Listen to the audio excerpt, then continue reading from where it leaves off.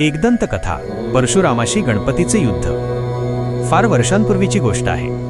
भगवान परशुराम, जे भगवान शंकराचे परमभक्त आणि शिष्य होते, ते कैलास पर्वतावर भगवान शंकरांच्या दर्शनासाठी गेले होते।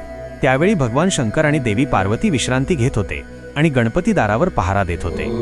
परशुरामांनी आत जाण्याचा प्रयत्न केला, पण गणपतीने त्यांना अडवले। गणपतीला माहिती नव्हते की परशुराम कोण आहेत आणि त्यांनी आपल्या आईवडिलांच्या विश्रांतीमध्ये कोणताही व्यत्यय येऊ नये यासाठी त्यांना आत जाण्यापासून रोखले।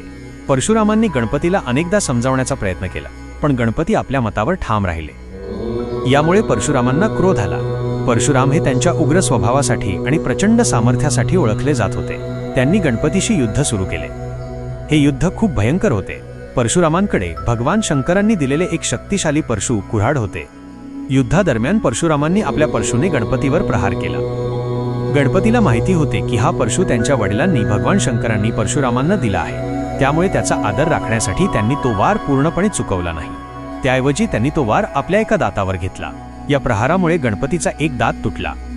या घटनेनंतर गणपतीला एकदंत असे नाव पडले, कारण त्यांचा एक दात तुटलेला होता। भगवान शंकर आणि देवी पार्वती जागे झाले आणि त्यांनी मध्यस्थी करून युद्ध थांबवले। त्यांनी परशुराम आणि गणपती दोघांनाही शांत केले। तेव्हापासून गणपतीला एकदंत म्हणून ओळखले जाते। हा एकदंत गणपतीच्या त्यागाचे, शौर्याचे आणि त्यांच्या आईवडिलांप्रती असलेल्या निष्ठेचे प्रतीक मानला जातो। असेही मानले जाते की तुटलेल्या दातामुळे गणपतीला ज्ञानाची आणि बुद्धीची प्राप्ती झाली। त्यांनी आपल्या तुटलेल्या दाताचा उपयोग महाभारतासारखे महान ग्रंथ लिहिण्यासाठी लेखणी म्हणून केला, असेही काही कथांमध्ये सांगितले जाते।